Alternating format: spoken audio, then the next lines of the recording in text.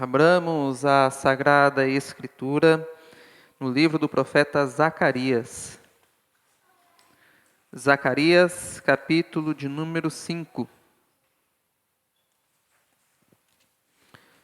Zacarias, capítulo de número 5, a partir do verso 5. Hoje nós vamos voltar às exposições no livro dos profetas menores, após o período do exílio babilônico, onde nós estamos expondo Ageu, Zacarias e também Malaquias. Capítulo 5 do profeta Zacarias, a partir do verso 5. Assim nos diz aquela que é infalível, inerrante e autoritativa palavra de Deus. O anjo que falava comigo saiu e me disse: levante os olhos e veja o que é isto que está saindo. Eu perguntei: o que é isto? Ele me respondeu: é um cesto que serve para medir. E acrescentou: isto é iniquidade em toda a terra. Então foi levantada a tampa de chumbo que cobria o cesto. E eis que uma mulher estava sentada dentro do cesto. O anjo explicou: isto é a maldade. E a empurrou para o fundo do cesto, sobre cuja boca pôs o peso de chumbo. Levantei os olhos e vi, e eis que saíram duas mulheres. Havia vento em suas asas, que eram como de cegonha. Levantaram o cesto entre a terra e o céu. Então perguntei ao anjo que falava comigo: para onde elas estão levando o cesto? Ele respondeu: para a terra de Sinar, aonde edificarão um templo para aquela mulher. Quando o templo estiver concluído, ela será posta ali em seu próprio lugar. Amém. Oremos ao Senhor, meus irmãos, mais uma vez. Bendito Deus e amado Pai, nós estamos na presença do Senhor, certos de que o Senhor tem poder para transformar as nossas vidas. Amém. E nós pedimos para que o Senhor faça isso neste momento. Transforme o nosso entendimento, transforme os nossos corações, transforme a maneira de agirmos, para que nós possamos viver como agrada ao Senhor. Nos ajude, ó Deus, porque nós somos fracos e limitados, mas o Senhor é o Deus forte e poderoso, e que pode todas as coisas. É no nome santo de Cristo que nós oramos agradecidos e pedimos a instrução e iluminação do Senhor para mais este momento. Amém. Meus irmãos, nós estamos diante do capítulo 5 do profeta Zacarias, na sua 7ª visão, a visão da mulher e do cesto. A carta aos Hebreus nos diz que, havendo Deus antigamente falado muitas vezes e de diversas maneiras, nós estamos aqui numa passagem do Antigo Testamento, onde Deus tem falado muitas vezes e de diversas maneiras diferentes. Por vezes Deus fala de uma forma direta aos seus profetas: vá e diz ao povo determinadas coisas acerca dos seus pecados. Outra forma também de Deus revelar a sua vontade é levando o profeta a ter essas visões extraordinárias. Essas visões em que há uma mensagem por trás delas. O que nós vamos ver nesta manhã é Deus revelando a sua vontade através de uma visão extraordinária.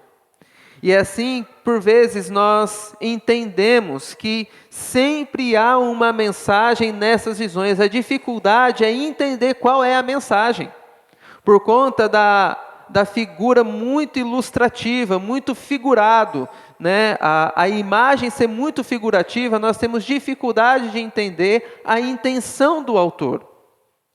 O que o Senhor tinha a dizer ao seu povo naqueles dias.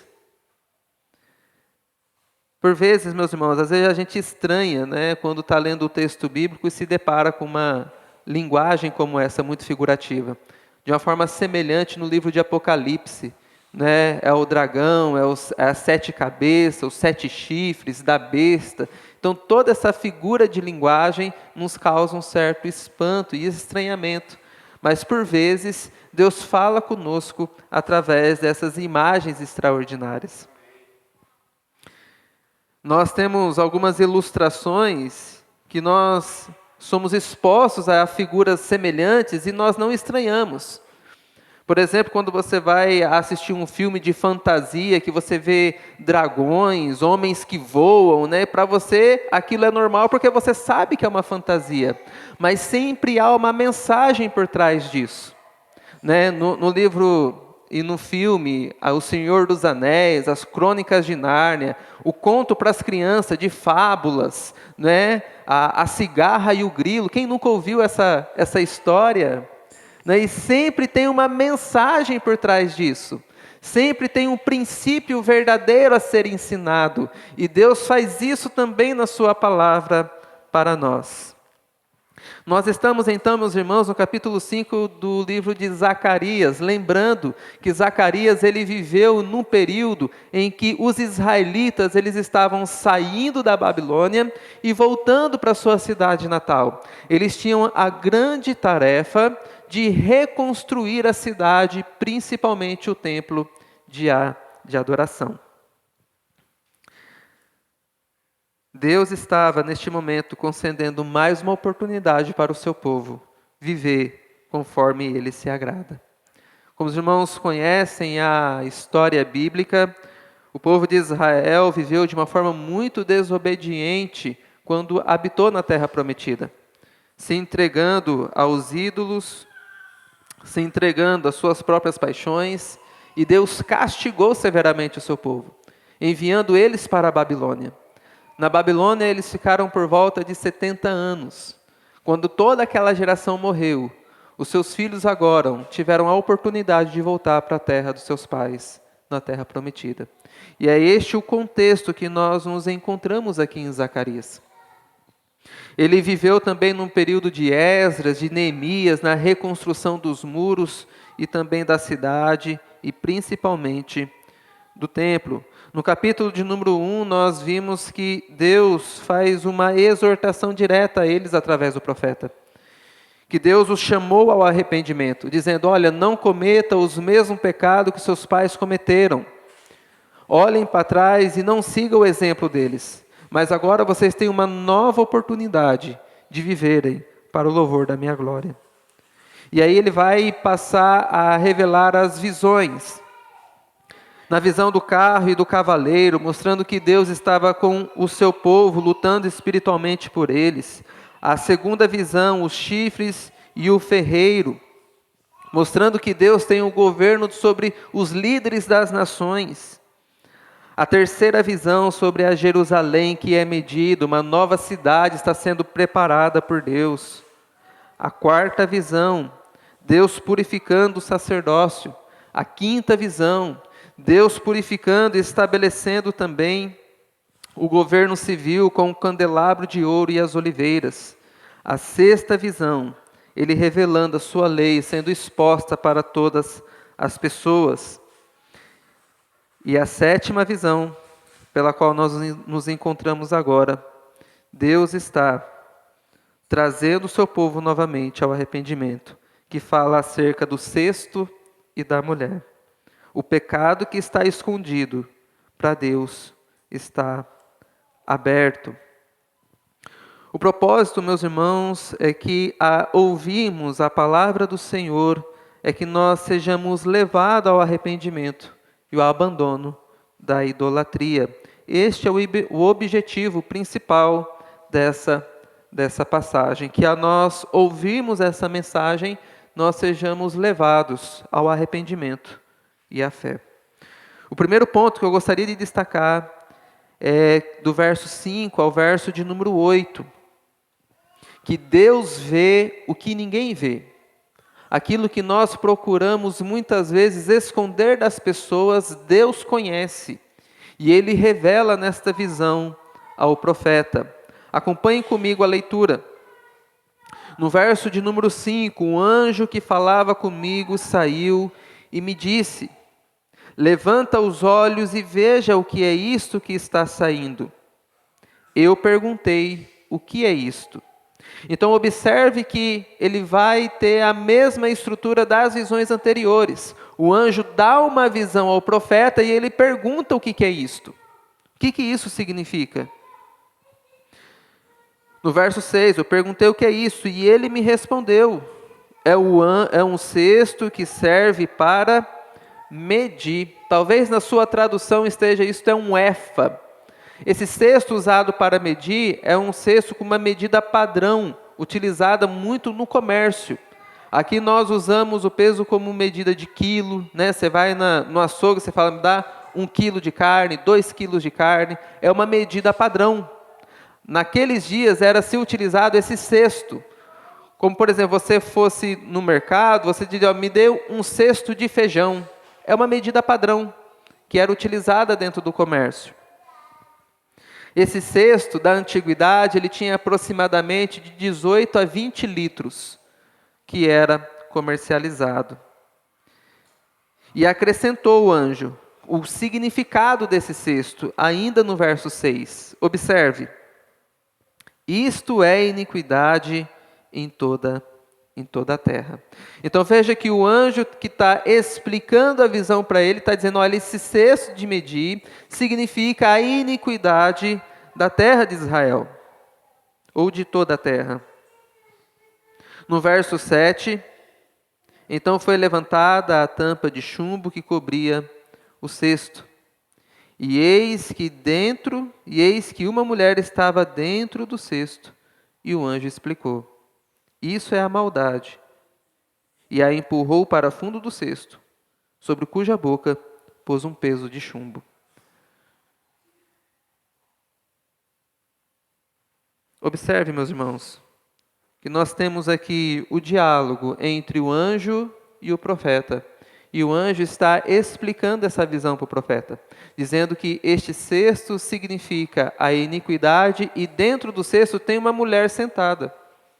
Claramente não é uma mulher, um ser humano, porque ele não iria caber dentro desse cesto. O cesto tinha aproximadamente 18 a 20 litros. Um ser humano não vai caber dentro de um cesto desse tamanho.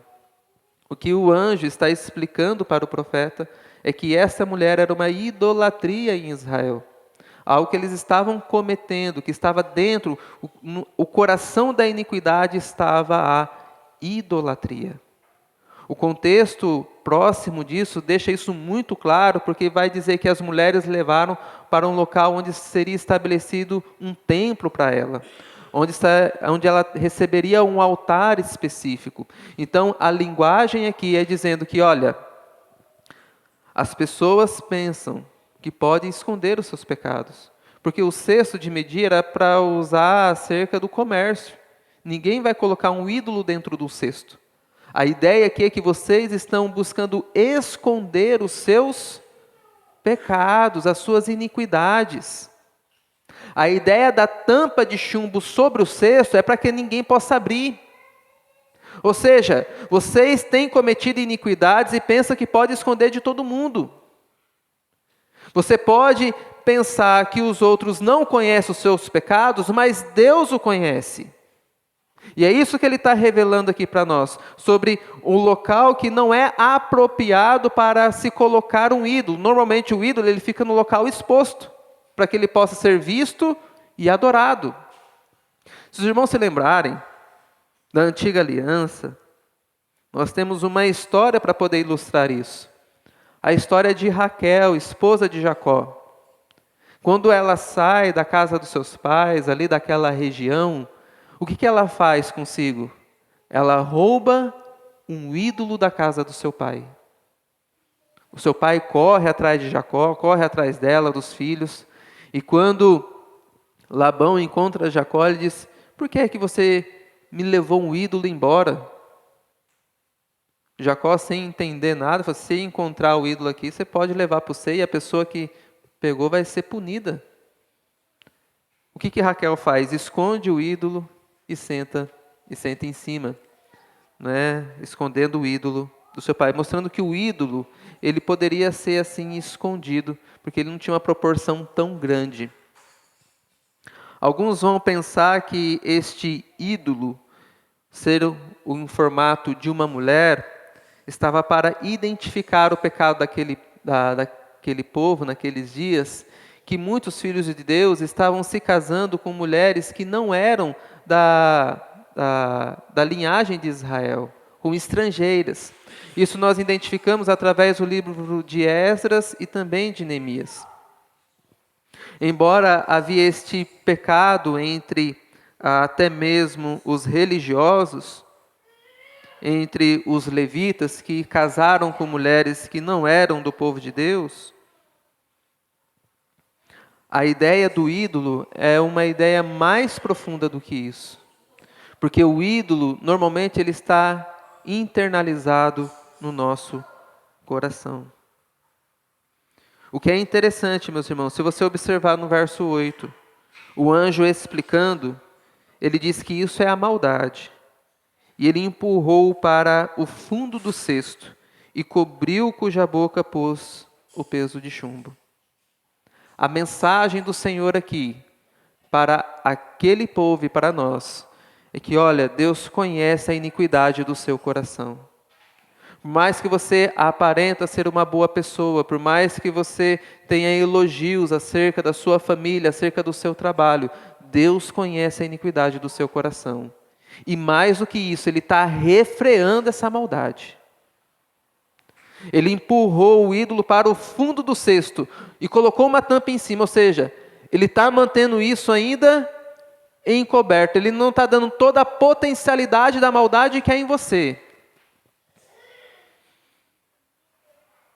Deus está dando oportunidade para o arrependimento. Deus vê e age, refreando a maldade.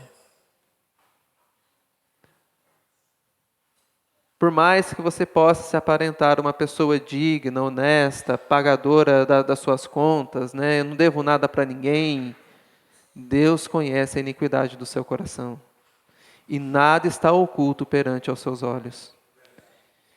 As Escrituras nos diz que todas as coisas estão patentes aos olhos do Senhor.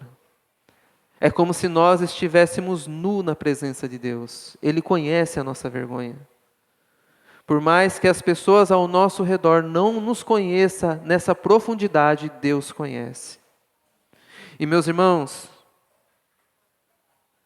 nós devemos levar isso realmente a sério. Pecados ocultos, eles são gravíssimos.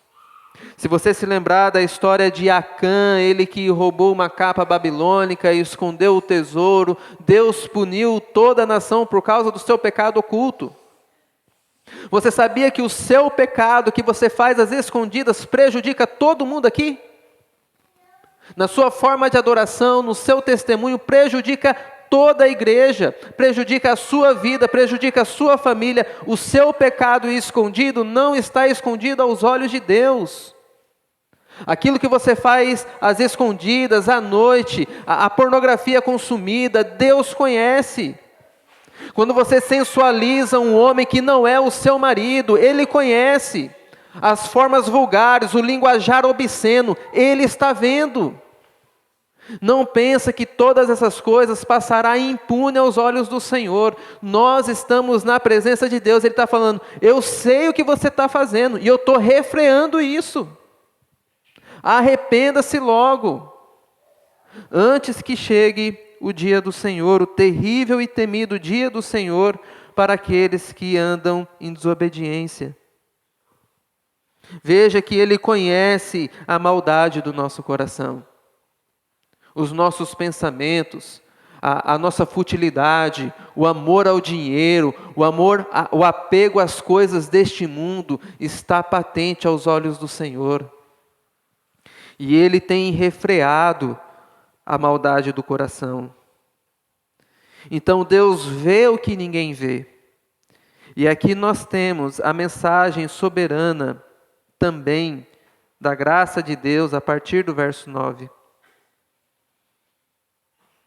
Meus irmãos, nós podemos ficar em completo desespero, sabendo que o Deus Santo e Todo-Poderoso conhece o nosso pecado. Você pode ser levado à angústia, à depressão, e sentimentos que corroem a sua paz. Mas a Sagrada Escritura também nos revela a soberana graça de Deus a partir do verso 9. Veja o que diz as Escrituras. Levantei os olhos e vi, e eis que saíram duas mulheres. Havia vento em suas asas, que eram como de cegonha, e levantaram o cesto entre a terra e o céu. Então perguntei ao anjo que falava comigo: para onde elas estão levando o cesto? Para a terra de Sinar. Pode ser entendido aqui também como Babilônia ou Antiga Babel, onde edificarão um templo para aquela mulher. Quando o templo estiver concluído, ela será posta ali em seu próprio lugar. O que Deus está revelando aqui ao profeta, meus irmãos? Que através dos seus agentes, ele vai pegar toda essa iniquidade. Observe no verso de número 9. Que no finalzinho, e levaram o cesto entre a terra e o céu. Ou seja, ele vai elevar essa iniquidade para longe do seu povo, para o local aonde nunca deveria ter saído. Ele faz isso utilizando novamente dessas figuras, as duas mulheres, o vento que a soprou para longe. Que a idolatria vai voltar para o lugar de que nunca deveria ter saído. Existe um lugar próprio para a maldade florescer, e não é entre o povo de Deus. Essa é a mensagem de que a iniquidade que há entre o povo de Deus será tirada pelo Senhor e levada para longe.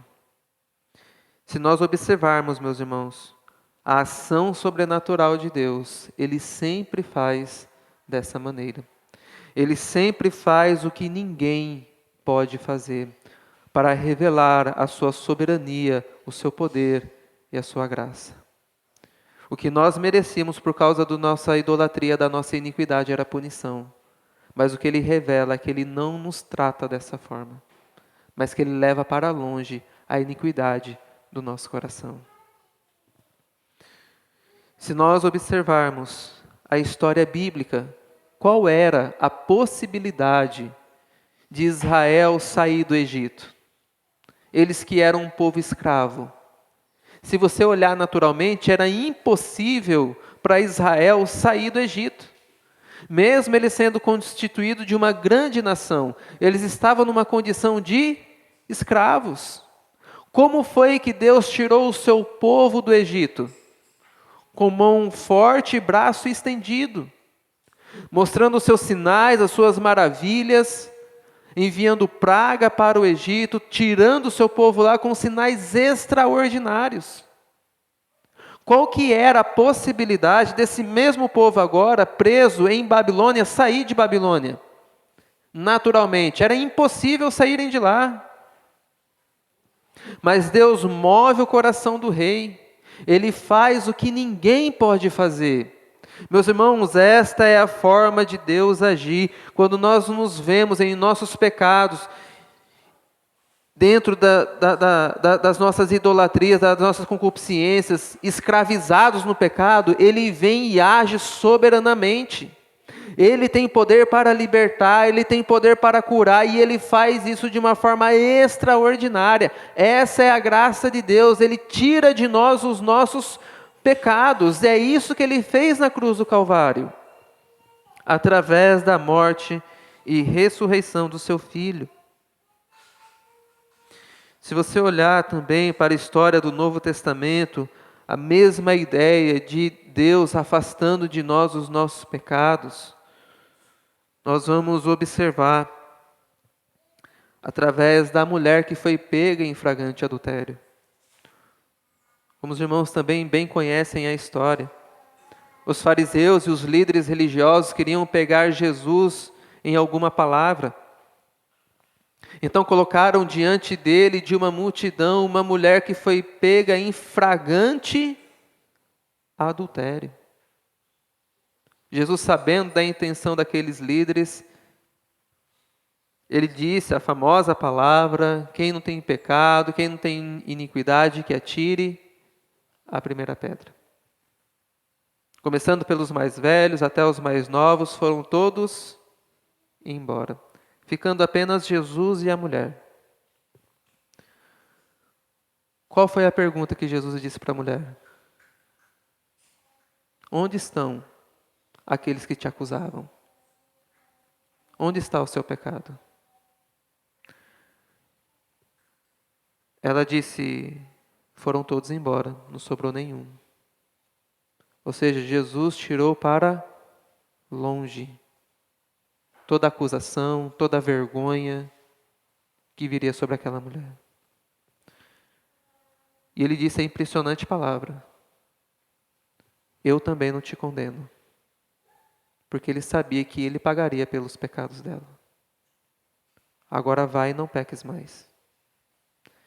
Esse é o poder de Deus, meus irmãos, que tende a afastar de nós os nossos pecados. Ele leva para longe.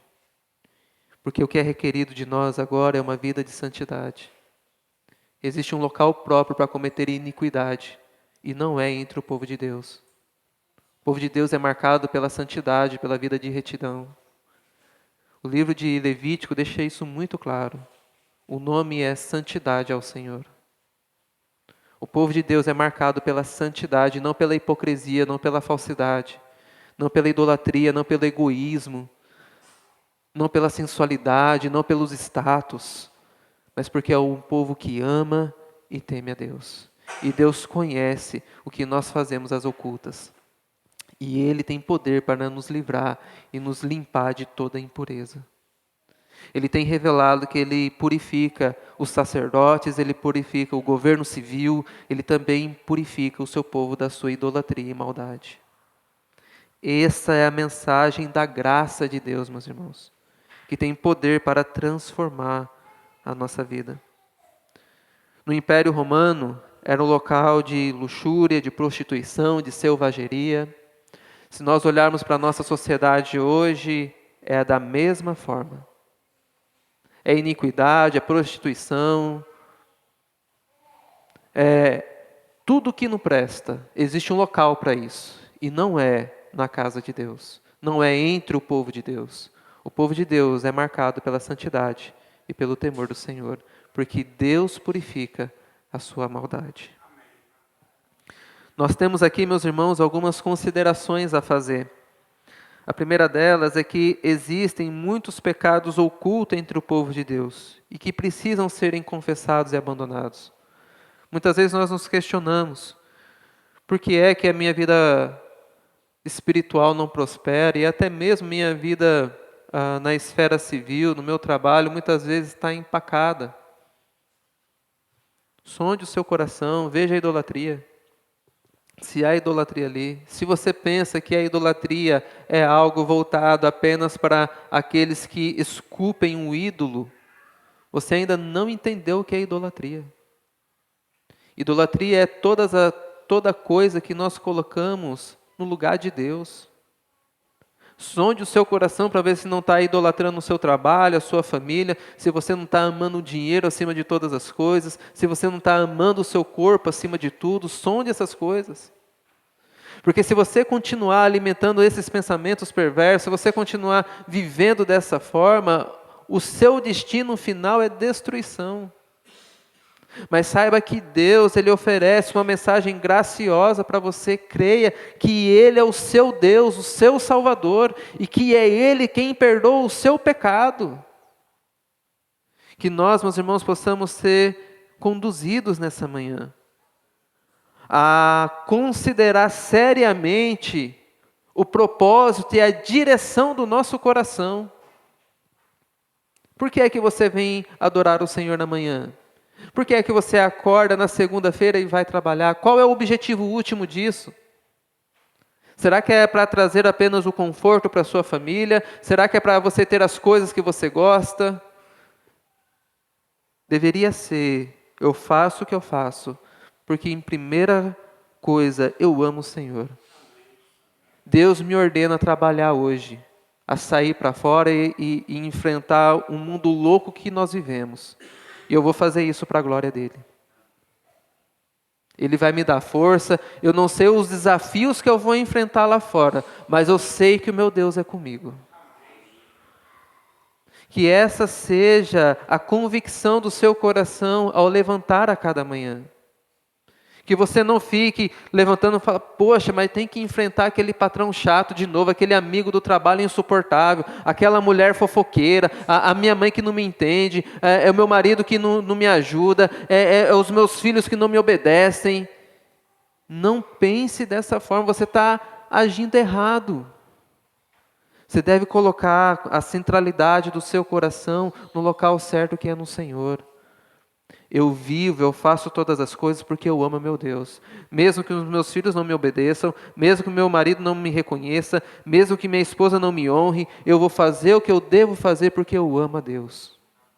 Que essa seja a motivação do nosso coração e que nós venhamos a abandonar toda a idolatria que possa existir. Somente a soberana graça de Deus pode afastar de nós os nossos pecados. E Ele fez isso através do seu Filho na cruz do Calvário. Que nós possamos olhar sempre para o autor e consumador da nossa fé, entendendo que Ele levou para longe os nossos pecados, por amor, graça e misericórdia. Eu gostaria de encerrar fazendo a leitura do Salmo de número 103, que revela essa verdade para nós, deste Deus gracioso que nos chama ao arrependimento, mas também que nos concede a sua graça e o seu favor.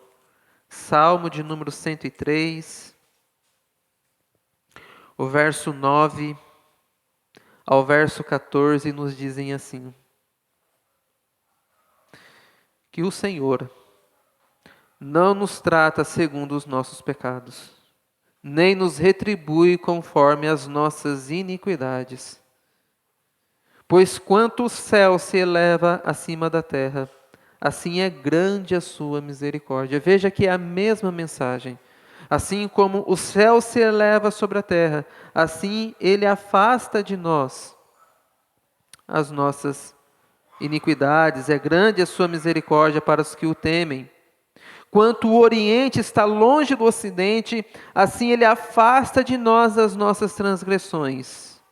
Como um pai se compadece de seus filhos, assim o Senhor se compadece dos que o temem, pois Ele conhece a nossa estrutura e sabe que somos pó.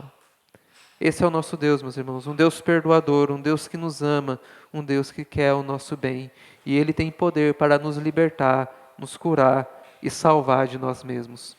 Amém? Que o seu Santo Espírito opere em nós e através de nós.